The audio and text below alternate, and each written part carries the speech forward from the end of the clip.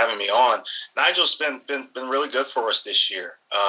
One, he's just an infectious personality. I think he's a kid that's really, really great in our locker room. Guys follow him. He's proven to lead in certain areas. Offensively, I think something's very different from him. He's had more responsibility as a point guard, with us, at the University of Miami, where at Kansas State, he was more off the ball. So he's learning and he's growing in those areas, but he's been really, really good for us there. He's a positive assist-to-turnover ratio. The thing that's probably been impacted the most, I think, is probably his shooting. He hasn't shot the ball of yet as well as he did last year in games, but he works extremely hard off the court. He's shooting the ball really, really, really well in practice. It's only a matter of time before that translates because he's really an elite shooter. Go to Wyatt Kopelman from WVUM. Wyatt. Good afternoon, Coach. Thanks for coming on.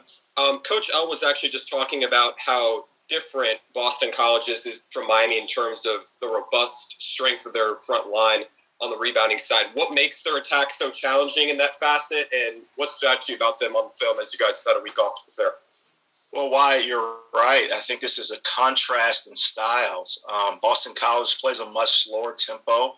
What really stands out, watching them on film is the physicality of the game. We're going to see a very physical basketball team in here tomorrow. They're terrific on the glass. In ACC play, they're first in the conference at offensive rebounding. They basically get back 33% of the shots that they miss. So every third shot they miss, they get it back. So for us, it's going to be our challenge. And we've struggled in this area, at times this season. It's just keeping them off the glass.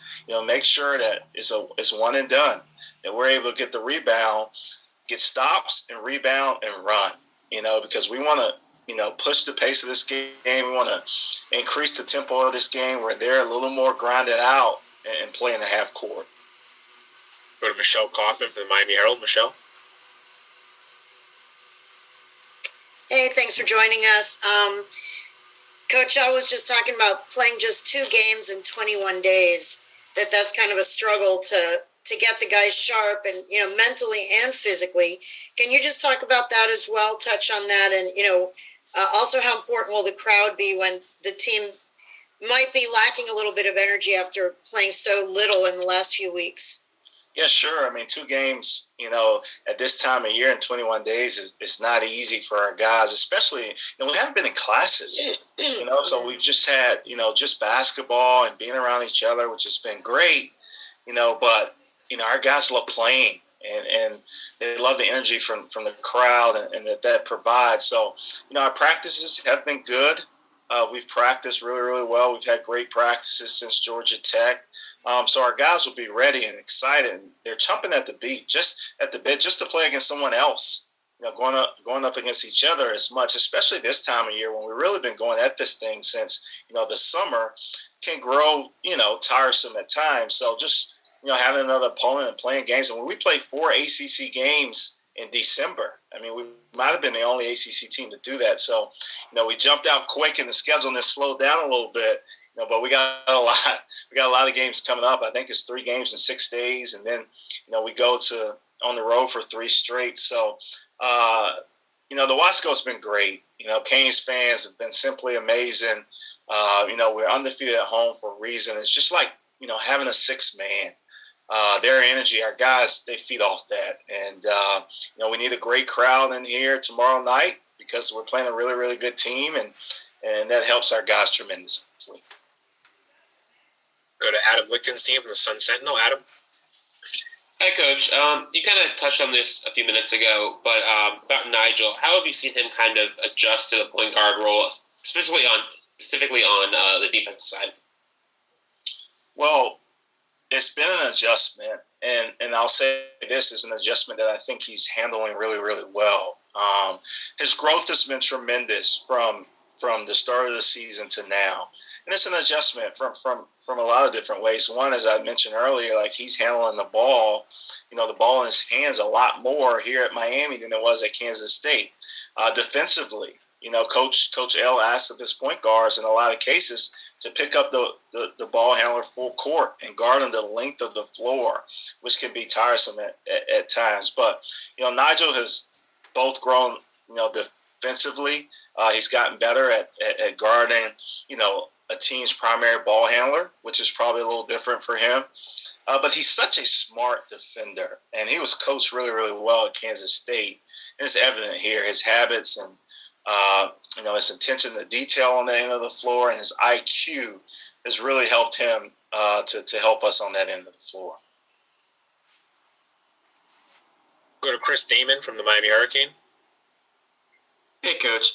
I just wanted to ask you about what you've seen from Boston College defensively. In the ACC, they've allowed the fifth fewest points, and, they're big. They got a 7-footer, so how do you plan to attack them? It seems like points in the paint might be hard to come by.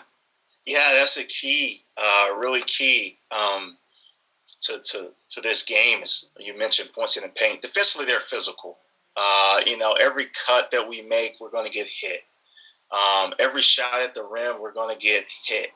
We're going to get pushed off the block. Coming off ball screens, they're going to be contact. So we're going to have to match their physicality or even exceed their physicality and don't really expect foul calls.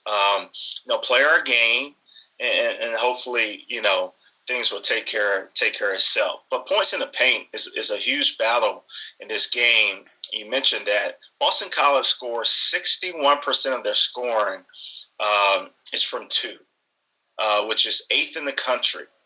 So we're going to have to limit those points in the paint. This game is going to be played in the paint. Not a great three-point shooting team. We're going to have to limit their scoring in the paint, and we're going to have to score in the paint, and we're going to have to score in transition. And part of their allowing such few points, part of that is tempo. They slow you down. They want minimal possessions. They want a lower possession game, or we want to play an up-tempo game, and we want to get out and run. So we're going to have to force tempo, maybe by turning them over, on the defensive end and creating tempo that way and try to speed them up. Go to Marcus Benjamin from Keynes County. Marcus?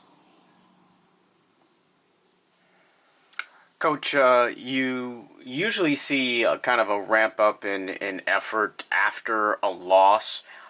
In practice, have you kind of seen that from your guys to really kind of right their wrongs from that Georgia Tech loss? And then also wanted to ask about Norchad Omier and his significance for him to be on the floor. He got into some foul trouble in that last game, and what is he doing or you coaching up for him to kind of stay on the floor for you guys? Well, we shot the ball, at such a poor level versus Georgia Tech. I think it was 5 for 32 from 3. Our guys, I felt like they played extremely hard. The ball just did not go in for us, especially down the stretch and over the course of the game. We challenge our guys to be good every day in practice. We're not going to be reactive, based off of, one performance. But, consistency, we challenge our guys. Let consistency be your identity. So, our goal as coaches is for them to be the same and come with the same approach every day, not based off of result, but we should be consistent. Norchad Omier, he's such an important piece for us on the floor from an offensive standpoint, but more importantly, probably from a defensive standpoint. I mean, he challenges shots at the rim. He's so physical. He's our best rebounder. So we've really coached Norchad, brought him in the office, watched him. We've watched his fouls with him. And Norchad has to do a better job of just not picking up the fouls that he can control, like 1 or 2 every game he does, where he's just missed a shot, he's going after it, or a loose ball that maybe let that go and don't reach. But trying to watch his fouls with them on film and trying to help him just eliminate the dumb, the not smart fouls. If he can eliminate those 1 or 2, he can be on the floor for us a lot longer, and we need him on the floor because he's that impactful, to the success of our team. All right, folks, that's all we have time for Coach Kimble. Coach, thank you very much for your time. We'll have Nigel pack in shortly. Thanks for having me.